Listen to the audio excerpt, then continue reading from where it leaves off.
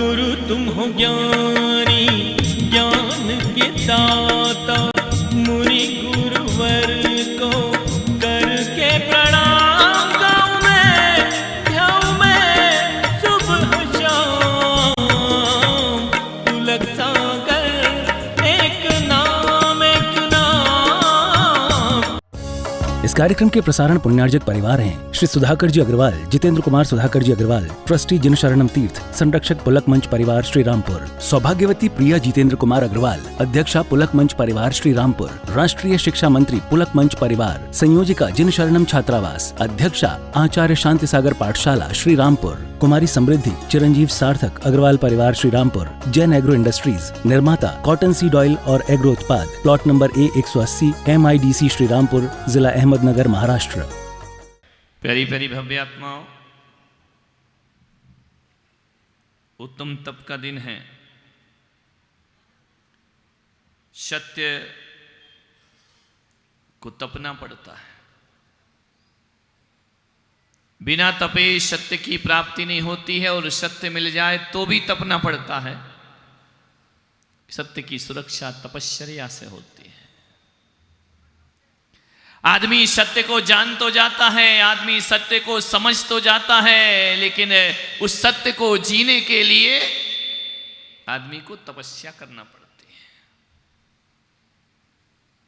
क्योंकि सत्य की परीक्षा है।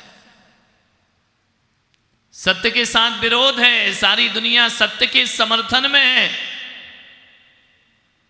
जीसस को फांसी लगी तो उन्हें बचाने वाला कोई नहीं था, फांसी पे लटकाने वाले हजारों लोग थे। तो ये जो भीड़ है, ये झूठों की भीड़ है, सत्य के पक्ष में कोई नहीं हुआ करता है। राम को वनवास हुआ, सारी अयोध्या सड़क के किनारे खड़ी है, राम वन को जा रहे हैं, लेकिन राम के साथ वन जाने वाला कोई और नहीं। सत्य अकेला होता है, तपस्या मांगता है सत्य, तप करना पड़ता है। बिना तपे कुछ नहीं मिलने वाला है। आदमी चंद रुपए कमाता है ना, तो उसके लिए भी तप करता है। बच्चे पढ़ाई का तप करते हैं, पढ़ेंगे नहीं तो जीवन में कुछ बनेंगे नहीं। महिलाएं यदि घर को संभालती हैं तो घर संभालना भी एक तपश्चर्या है। इतने लोगों को मैनेज करना बहुत बड़ी तपस्या है। तुम लोग कहते हो कि महाराज की तपस्या बड़ी है, मैं कहता हूं मेरी तपस्या से ज़्यादा बड़ी तुम्हारी तपस्या है, ध्यान रखना। हमारे तो एक आर्डर पे काम होता है, एक इशारे पे काम होता है, लेकिन तुमको तो सास की भी सुनना है, ससुर की भी सुनना है, लड़के की भी सुनना है, बहू की भी सुनना है, पति की भी सुनना है, नौकरानी भी सेट रखना है, नहीं तो कल से आएगी नहीं, ध्यान रखना है। मान्यवर, आपको तो सबका सुनना है, जिसका नहीं सुनो वो गुस्सा होता है। बच्चा यदि आपसे बैग मांगे और नहीं दिया तो बच्चा नाराज होता है। उसके मन का नाश्ता नहीं बना तो वो नाराज हो जाया करता है। जिसको देखो पड़ोसों को भी संभाल के रखना पड़ता है। नारी तेरी तपस्या संत की तपस्या से कम नहीं हुआ करती है, ध्यान रखना। बहुत बड़ी तपश्चर्या है। हर किसी का मन संभाल के रखो। कभी कभी अपने मन को मारो दूसरों के मन को रखने के लिए, ध्यान रखना। कठिन तपस्या। तुम लोग भी तपस्वी हो।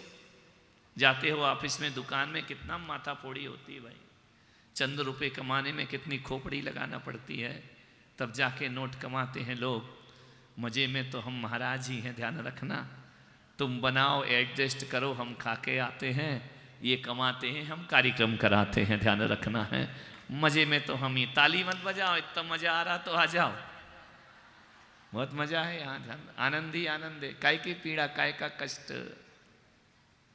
हमारे 22 परिसर हैं, तुम्हारे 22,000 परिसर हैं, ध्यान रखना। हमारा क्या होगा? मान लो इस गांव से हमारी नहीं बनी, उठाएंगे पीछे कमंडल, दूसरे में चले जाएंगे। दूसरे से नहीं बनी, तीसरे में चले जाएंगे। तीसरे से नहीं बनी, चौथे में चले जाएंगे। हम तो आए दिन लोग बदलते रहते हैं। एक बात बताओ, यदि तुम पति पत्नी में नहीं बनी तो क्या होगा? आदमी निकलेगा गुस्से में, घर से बाहर जाएगा, फतेह सागर घूमेगा, यहाँ वहाँ घूम घाम के शाम को लौट के कहाँ आएगा? उसी घर में वापस आएगा। फिर वही महाभारत शुरू, फिर वही रणभूमि शुरू, फिर वही तू मैं शुरू। आदमी कितना भी भाग ले, शाम को तो लौटना उसी घर में है। कितना भी झगड़ ले, शाम को लौट कर उसी दड़बे में वापस आना है। मान्यवर, तुम्हारा जीवन कठिन है और हमारा जीवन आसान हुआ करता है, ध्यान रखना है। बिल्कुल आसान है। जिस जिसको आना है नारियल चढ़ाते जाओ, चढ़ाते जाओ। दीक्षा की तैयारियां हो रही हैं मान्यवर, जिसको चढ़ाना है चढ़ाओ। बड़ा आनंद है यहाँ पर, ऐसा आनंद जिंदगी। बताओ, इतने प्यार से जितने तुम्हारे बच्चे मेरे हाथ पैर दबाते हैं, इतने प्यार से तुम्हारे दबाए, कभी उनने ध्यान रखिए। तरसते हैं, एक बार इतनी करने मिल जाए तो बहुत है। छोटे छोटे बच्चे तो कहते हैं महाराज के कमरे में कल सोए 3-4 बच्चे, ध्यान रखना है। इनका सो जाना बेटा बस ये नहीं होना चाहिए, ध्यान रखना है। छोटे से हैं, सो गए, ध्यान रख। लड़ रहे हैं, झगड़ रहे हैं, रास्ते में चलते यदि किसी का हाथ पकड़ लिया तो ऐसा सोचता है कि मेरे जीवन का सबसे बड़ा ये सौभाग्य हो गया। किसी पे हाथ रख दिया, सौभाग्य हो गया। मान्यवर, ये तपस्या का फल हुआ करता है। जीवन को समझे। 2 मित्र थे, दोनों बचपन के बड़े अजीज मित्र थे, एक दूसरे के बिना रहते नहीं थे।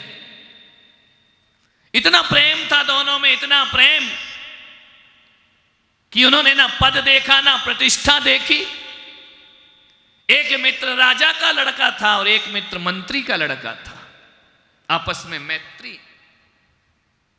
ऐसी दोस्ती जिसकी मिसाल सब देते थे। एक राजकुमार, एक मंत्री का पुत्र। राजकुमार और मंत्री में मैत्री होना, दोनों की अलग अलग स्थिति, लेकिन बहुत प्रेम था। राजकुमार मंत्री के घर जाता मित्र से मिलने, तो कभी मित्र चला आता राजकुमार से मिलने। दोनों ने साथ साथ शिक्षा प्राप्त की, दोनों साथ साथ बड़े बड़े हुए। एक मित्र विरक्त हो गया, मुनि महाराज बन गया। दूसरा मित्र रह ना सका उसके बिना। उसने कहा ये दोस्त तो चला गया। उसने एक मुनि के दर्शन किए, उसके अंदर वैराग्य प्रकट हो गया, चला गया, संत बनने चला गया।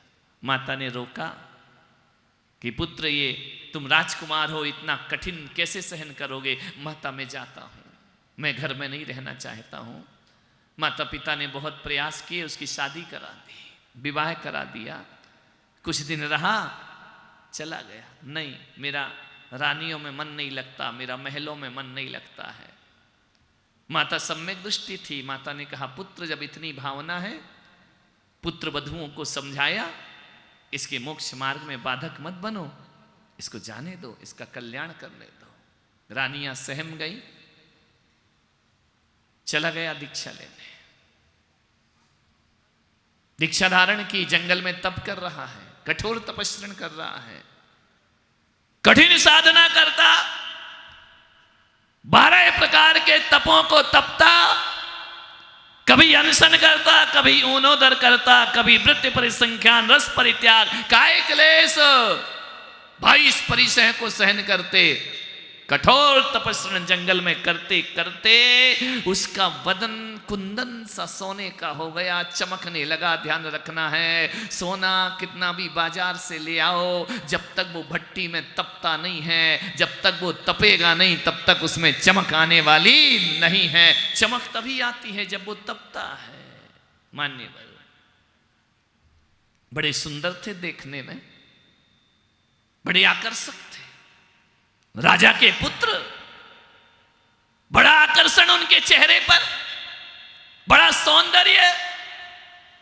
और तपश्चर्या का सौंदर्य मालूम है क्या होता है? एक तुम अपनी फोटो देखना, अभी जितने सुंदर दिख रहे हो ना, बुढ़ापे में देखना तुम्हारी फोटो कैसी लगती है। सुंदर नहीं लगोगे। धीरे धीरे भोगियों का शरीर धीरे धीरे खत्म होता है, बदसूरत होता है। और योगियों का शरीर भले जवानी में सुंदर ना हो, बूढ़े होते होते और सुंदर हो जाया करता है, और उनका सौंदर्य निखरता है। यदि विश्वास ना हो तो कभी आचार्य शांति सागर का चेहरा देखना।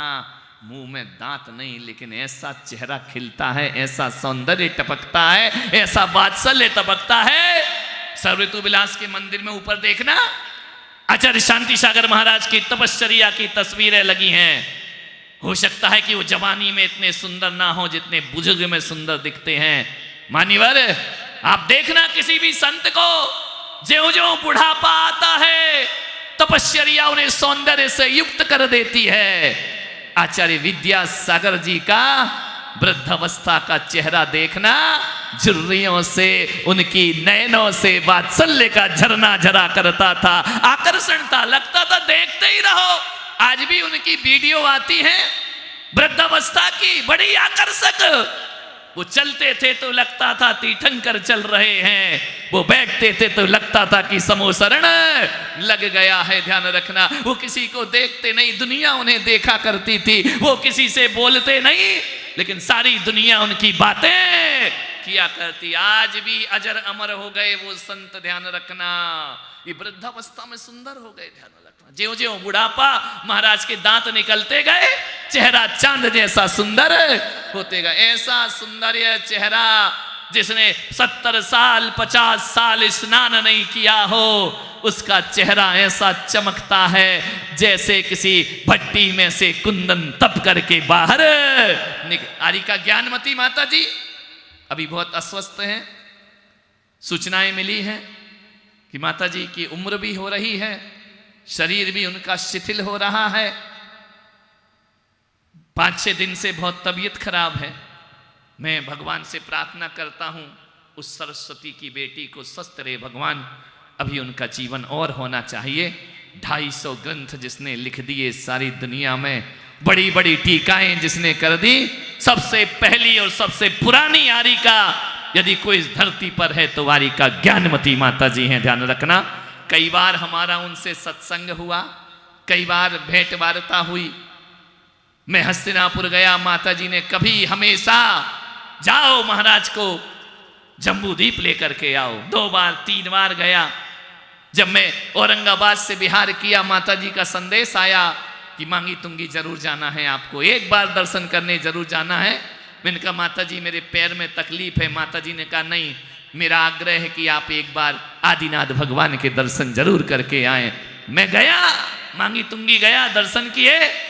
माता जी ने एक बात बोली कि महाराज मैं आपके जिन शरणम होके आई हूं, आप मेरी मांगी तुंगी होकर के जरूर आइए। माता जी 2 दिन जिन शरणम में रही। बहुत विद्वान माता जी हैं, मैं उनके प्रति बड़ा सम्मान रखता हूं। आज वो अस्वस्थ हैं। मैं पूरे पंडाल से कहूँगा कि जब भी समय मिले आपको, माता जी के स्वस्थ लाभ हेतु भगवान के नाम की एक माला जरूर जपिए। ध्यान रखना है, एक अद्भुत धरोहर है जैन समाज की। बहुत कुछ किया है उन्होंने। चेतन तीर्थ ही नहीं, अचेतन तीर्थों का भी भव्य निर्माण किया, और माता जी ने जो योजना हाथ में ले ली वो पूरी करके दिखाई। ध्यान रखना है, आज उनका सौंदर्य, माता जी का चेहरा जवानी में शायद वैसा नहीं जो वृद्धावस्था में चमकता है, दमकता है। संत ज्यों ज्यों वृद्ध होते हैं ना, तो तप्त स्वर्ण की तरह दुनिया में बिखेरा करते हैं अपनी किरणें। ध्यान रखिए, तपश्चर्या। मान्यवर, निवेदन है आपसे, देहासक्त होकर नहीं, देहातीत होकर के जियो। केवल भोजन छोड़ने का नाम तप नहीं है, आसक्ति छोड़ने का नाम तप हुआ करता है। भोजन छोड़ना तो शुभ प्रवृत्ति है, लेकिन भोजन के प्रति अनुराग छोड़ना ये तपश्चर्या। इच्छा निरोधा तपः, इच्छाओं का निरोध करना। भोजन का निरोध करना बस तप नहीं है। भोजन के भीतर जो हमारी आसक्ति छुपी है, कैसा भोजन हो, स्वादिष्ट भोजन हो। ध्यान रखना, स्वाद कितने हैं, उबाल के रख दो ना भोजन, उसमें कोई स्वाद नहीं। वो बैरागियों का भोजन है, वो तपस्वियों का भोजन है। ध्यान रखना है। लेकिन कितने स्वाद हैं भोजन में मालूम है? कि असंयमी है, संसारी हैं, जैन नहीं है, प्याज का छौंक लग रहा, लहसुन का छौंक लग रहा, अलग स्वाद हो जाता है। संयमी है, लौंग का छौंक लग रहा है, दही डल रहा है। क्या क्या बनाते हो तुम लोग, पूरी लिस्ट में नहीं दूंगा। ध्यान रखिए, कितने स्वाद है। मीठे कितने प्रकार के हैं, चरबरा कितने प्रकार का है, खट्टा कितने प्रकार का है। रस परित्याग, केवल बाहर से नहीं छोड़ना, भीतर से भी छूटना चाहिए। जैन दर्शन केवल बाहर की क्रियाओं को तपस्या नहीं कहता है। हे तपस्वियों, 32 उपास कर रहे, 10 उपास कर रहे, 16 उपास कर रहे, अकेले भोजन मत छोड़ना, वरना वो लंघन हो जाएगा। जैसे बीमारी में भोजन छूटता है, अरे भोजन अकेला नहीं छोड़ना है, भोजन के प्रति अनुराग भी हमें त्याग करना है। भोजन की इच्छा 2, 4, 5 दिन लगता है, उसके बाद रूटीन पे गाड़ी आ जाती है, भागने लगती है। मान्यवर आपसे निवेदन है, तपश्चर्या, भीतर से त्यागना, देहासक्त हो जाना। अलग है महावीर का दर्शन। एक कोयले को सफेद करना है तो कैसे करोगे? साबुन लगा के? कितनी साबुन लगेगी? आज जाके करना। सुपर रिन का कमाल, मेरी साड़ी इसकी साड़ी से ज्यादा सफेद क्यों?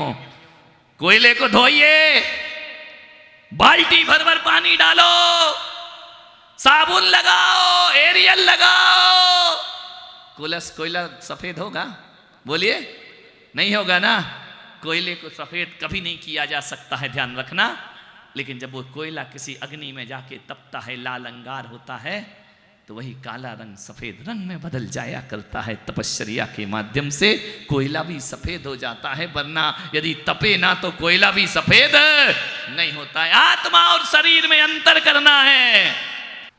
वो जो भी होता है गोल गोल, उसको जब भी आप ऐसे चकले में रखते हैं, एक होता है या 2 होता है? बोलो, एक ही होता है ना, 2 तो नहीं होते ना। लेकिन जब उस पे बेलन चलता है तो क्या होता है? 2 हो जाते हैं कि फैल जाता है? फैल के गोल हो जाता है। महिलाएं बनाती हैं तो गोल हो जाता है, तुम लोग बनाओगे तो भारत का नक्शा बन जाएगा, ध्यान रखना। आदमियों के बस की बात नहीं है, ध्यान रखिए।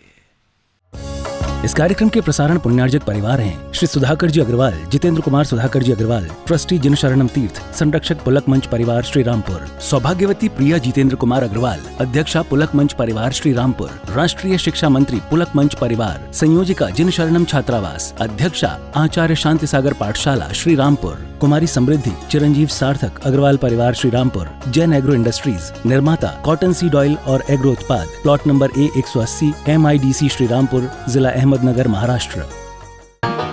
गुरु तुम हो ज्ञानी, ज्ञान के दाता, मुनि गुरुवर को करके प्रणाम।